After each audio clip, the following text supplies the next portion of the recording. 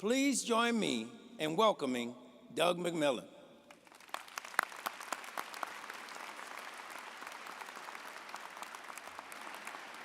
Good morning, Razorbacks. Good morning to our fresh-faced, sleep-deprived graduates, esteemed faculty, Chancellor Robinson, and to the parents. For those of you that are thinking about the money you're going to save by not paying for tuition, Hunter Yurachek asked me to remind you of Arkansas Edge, our NIL fundraising effort here at the University of Arkansas. Congratulations to all of you. You're welcome. That was free. You survived the tough professors, all-nighters, dining hall mysteries, and the eternal struggle of finding a parking spot on this campus. You got to storm the field after beating Texas in football and beating Duke in basketball. That's good stuff.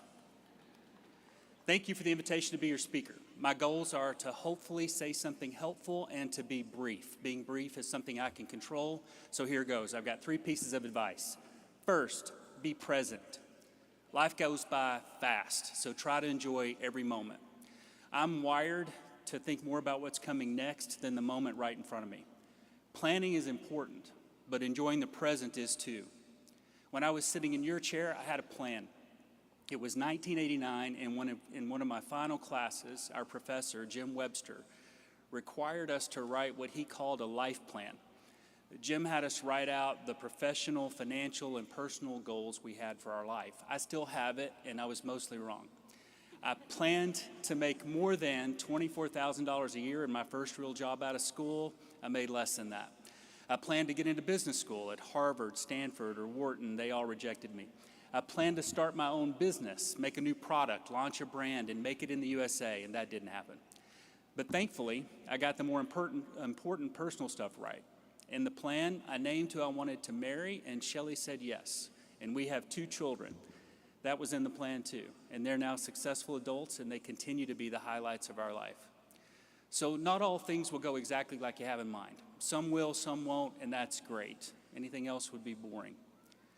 Career-wise, the first thing I tell anyone who asks for guidance is to do today's job well. Be present. Drive change, deliver results, and do it the right way. Being present in today's role and earning trust leads to the next job opportunity. The chapters in life, personally and professionally, go by so fast, so try to enjoy every moment and every phase of it. Be present. My second piece of advice is to pursue a career that does not feel like work. Life is too short to invest so much time doing something you don't enjoy. I grew up in a house where my dad was professionally unhappy. Being a dentist just wasn't for him. Now, I believe some of you are going to be dentists. Thank you very much. Thank God. God bless you. My brother married a dentist, and she loves it. It just wasn't for my dad. And too often, it robbed us of some joy in our house. So I set myself up for flexibility.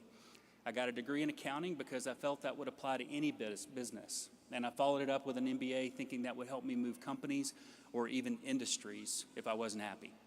Ironically, I found my happy place immediately and never had to leave. I love the challenge of retail, the purpose and culture of Walmart, and the people I've worked with over the years have become my lifelong friends. I hope you find your spot quickly like I did, but if you don't, my advice is that you shouldn't give up until you do. I'm not suggesting you run from hard things or adversity when they come up, and they will. In fact, your connection to your purpose and what gives you energy is what will enable you to persevere. If you're in the right place, most days work won't even feel like work. My third and final piece of advice is to assume positive intent from others and show them some grace. Know that you'll get more joy from what you give than what you get. Sam Walton's wife Helen said, "It's not what you gather, but what you scatter that tells what kind of life you've lived." She was right. If you find yourself feeling stuck or negative, go do something to help someone else. Then notice how you feel. It works. It's unselfish and kind of selfish in a way.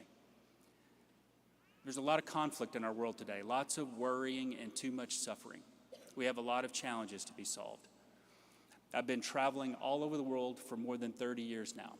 And years ago, I was advised to focus on the differences from country to country.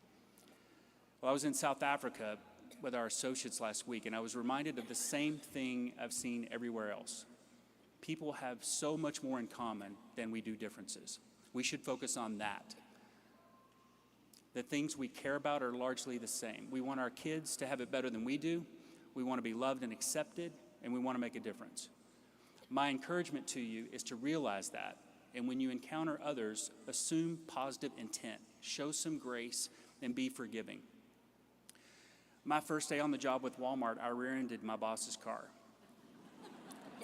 It's a true story. His name's Benny Bridwell. He lives in Rogers. You can ask him.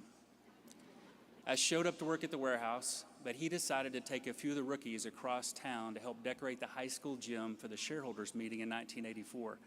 Benny stopped at a stop sign, and I thought he had gone through. My car didn't have air conditioning or radio, so I had a cassette tape boombox in the passenger seat blaring really loud, and my windows were down. I didn't want him to hear me. So I leaned over to the seat to turn the volume down. I think it was Bryan Adams playing at the moment. I then punched the gas, and I hit him really solid. He gets out of the car, walks around, looks at his bumper, looks at mine, shakes his head, and he says, "McMillon, you are not too smart, are you?" And I remember shrugging like, I guess not. He showed me some grace and forgiveness. I don't even know if he ever told anyone. I guess my career could have ended right then. Realize that we're more alike than different. And remember that you'll get more joy from giving than receiving. Show people some grace. Thanks again for the invitation. It really is an honor. My congratulations to all of you. Now go make this university proud.